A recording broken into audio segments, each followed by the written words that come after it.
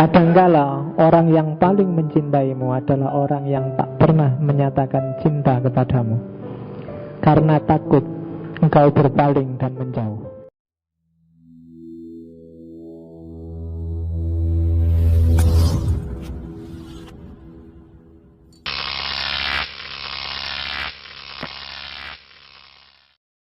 Bagi Gibran, cinta itu keheningan.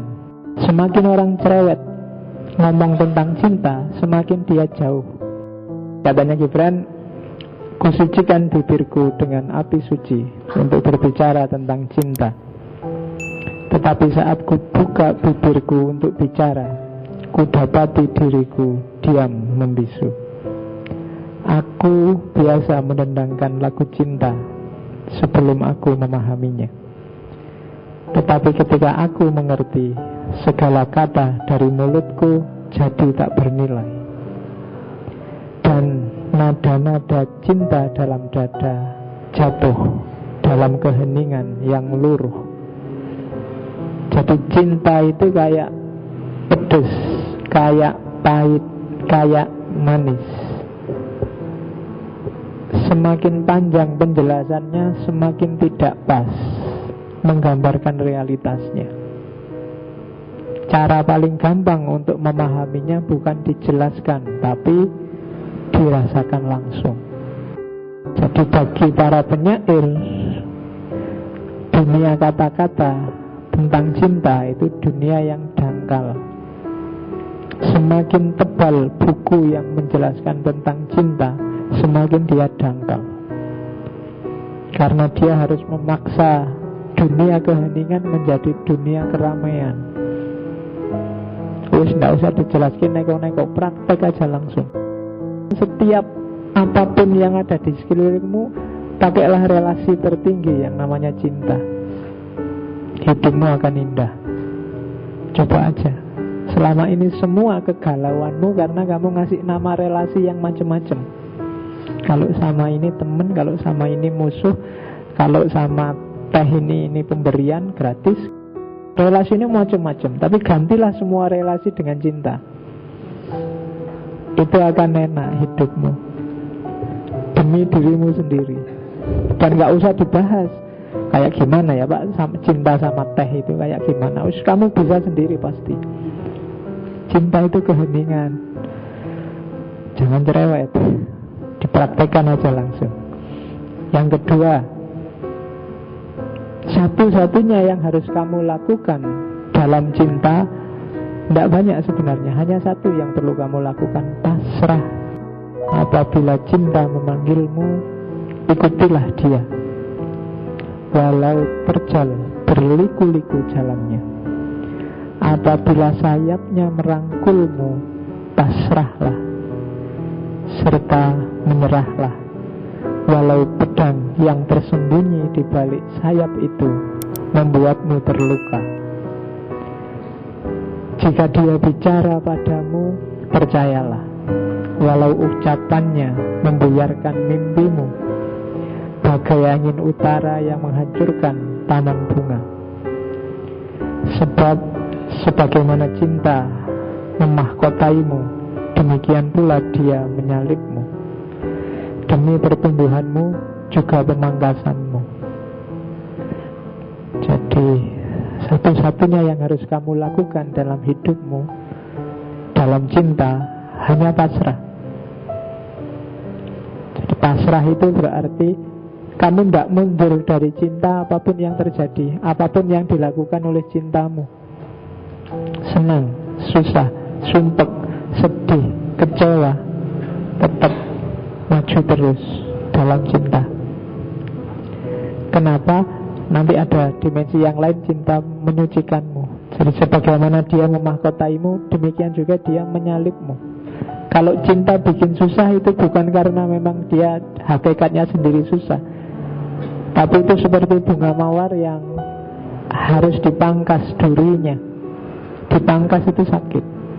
Maka dalam cinta pasrahlah. Jangan banyak komplain, jangan banyak menuntut.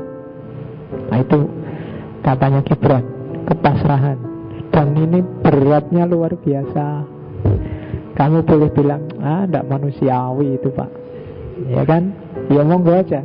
Mana yang manusiawi, mana mbak.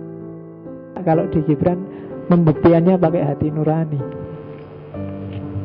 Oke, itu kayak orang tua sama anak kecil itu loh. Ibu sama anak kan relasinya cinta. Dan itu kalau anak itu pasrah saja apa maunya orang tua, dia lebih selamat. Karena dia belum paham hidup ini. Anak kecil, ya kan? Kadang sama ibunya dijewer, kadang sama ibunya dimarahi, kadang dikunci dalam kamar biar kamu kapok. Itu kan sebagaimana dia memahkotaimu, demikian pula dia menyalibmu. Tapi bukan karena untuk menyiksa, demi pertumbuhanmu juga pemangkasanmu. Kalau enggak mungkin bahaya. Anak ini harus perlu dididik. Jadi yang kedua, cinta itu kepasrahan. Yang ketiga, meskipun kamu pasrah, sadarilah bahwa setiap hal, setiap diri punya kebebasannya masing-masing. Saling bercintalah, namun jangan membuat belenggu dari cinta. Biarkan cinta seperti air yang lincah menjelajah di antara pantai dua jiwa. Saling isilah gelas minumanmu, tapi jangan minum dari gelas yang sama. Saling bagilah rotimu, tapi jangan makan dari piring yang sama. Bernyanyi, menarilah bersama dan bersukacitalah. Hanya biarkan masing-masing dalam ketunggalannya. Bahkan masing-masing tali harpa memiliki ketunggalannya, walau mereka berdendang dalam lagu yang sama. Kebebasan. Setiap pribadi itu unik. Dalam cinta harus ada respect, penghargaan pada keunikan masing-masing. Tidak harus dipaksa. Terus, ini yang paling berat cinta itu, ketulusan. Tulus itu cinta tidak memberikan apa-apa kecuali hanya dirinya. Cinta pun tidak mengambil apa-apa kecuali dari dirinya. Cinta tidak memiliki ataupun dimiliki, karena cinta telah cukup untuk cinta. Cinta yang sebenarnya adalah ketika kamu menitikkan air mata dan masih peduli terhadapnya. Adalah ketika dia tidak mempedulikanmu dan kamu masih menunggunya dengan setia. Ketika dia mulai mencintai orang lain dan kamu masih bisa tersenyum dan berkata, aku turut berbahagia. Mungkin akan tiba saatnya di mana kamu harus berhenti mencintai seseorang. Bukan karena orang itu berhenti mencintai kita, melainkan karena kita sadar bahwa orang itu akan lebih bahagia apabila kita melepaskannya. Cinta hanya mengajarkan aku untuk melindungimu, bahkan dari diriku. Adalah cinta yang bebas dari api maksudnya dari nafsu, yang menahanku dari mengikutimu pergi ke tempat yang jauh. Cinta membunuh hasratku sehingga engkau bisa hidup dengan bebas dan benar. Cinta yang terbatas mencari kepemilikan dari orang yang dicintai. Namun cinta yang tak terbatas hanya mencari dirinya sendiri. Cinta hanya mengajarkanku untuk melindungi bahkan dari diriku sendiri. Kadangkala orang yang paling mencintaimu adalah orang yang tak pernah menyatakan cinta kepadamu, karena takut engkau berpaling dan menjauh. Lalu bila suatu saat ia pergi, kau akan menyadari bahwa dia adalah cinta yang tak kau sadari. Laksana butir-butir gandum, kau akan diraihnya ke dalam dirinya. Maksudnya oleh cinta.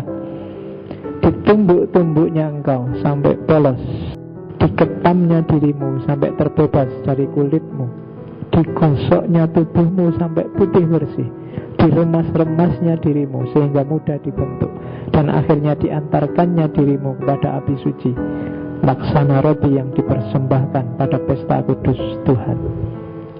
Jadi kalau kalian menjalani laku makom yang namanya cinta tadi, itu sebenarnya semacam penyucian, membersihkan dirimu sendiri, gak ada hubungannya sama pasanganmu, melatih kualitas moralmu. Puncaknya ajaran agama itu ikhlas, puncaknya cinta ada pada ketulusan. Dan itu memang berat, pahit, perih, tapi hasilnya bagus. Penyucian bikin kamu jadi bersih. Orang ikhlas itu kan ya tidak ada hubungannya dengan berapa harta yang dia miliki, berapa reward yang dia dapat. Tapi satu-satunya yang dia dapat adalah kejernihan batin. Hidup yang tanpa pamrih, tanpa negosiasi. Dan ini memang beratnya di situ. Bukan waktu kamu nembak ditolaknya, tapi batinmu yang terasa.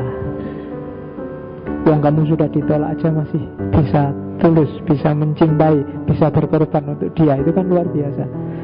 Dan ketika kamu terlatih kayak gini, relasi apapun, ketika labelnya adalah cinta, akan terasa ringan.